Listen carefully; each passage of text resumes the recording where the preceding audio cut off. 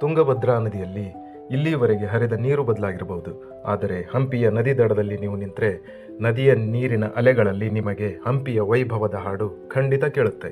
ಇಲ್ಲಿಯ ಪ್ರತಿ ಕಲ್ಲು ಬಂಡೆ ಬರೀ ಬಂಡೆಯಲ್ಲ, ವಿಜಯನಗರ ಸಾಮ್ರಾಜ್ಯದ ಅವಶೇಷಗಳು.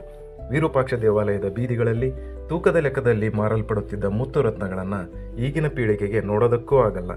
ಪಂಪಾ ಎಂಬ ತನ್ನ ಮೂಲ ಹೆಸರಿನ ಈ ನಗರ ಕೃಷ್ಣದೇವರಾಯನ ಆಡಳಿತದ ಅಂತ್ಯದೊಂದಿಗೆ ತನ್ನ ಪ್ರಾಬಲ್ಯವನ್ನು ಕಳೆದುಕೊಳ್ಳುತ್ತಾ ಬಂತು. ಇಲ್ಲಿನ ವಿರೂಪಾಕ್ಷ ದೇವಾಲಯ, ಕಲ್ಲಿನ ರಥ, ಸಂಗೀತದ ಸ್ವರಹೊಮ್ಮಿಸುವ ಕಲ್ಲಿನ ಕಂಬಗಳು, ಉಗ್ರ ನರಸಿಂಹನ ಪ್ರತಿಮೆ ಇವೆಲ್ಲದರಿಂದಾಗಿ ಹಂಪಿ ಯುನೆಸ್ಕೋ ವಿಶ್ವ ಪರಂಪರೆಯ ಸ್ಥಳವಾಗಿದೆ.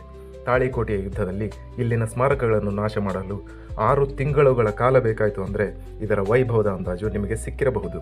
ಕನ್ನಡಿಗರಾಗಿ ಇಲ್ಲಿವರೆಗೂ ಹಂಪಿ ನೋಡಿಲ್ಲ ಅಂದರೆ ಅದು ನಿಮ್ಮ ದುರದೃಷ್ಟ. ಬನ್ನಿ, ನೋಡ್ಕೊಂಡು ಬನ್ನಿ ನಮ್ಮ ಹಂಪಿಯ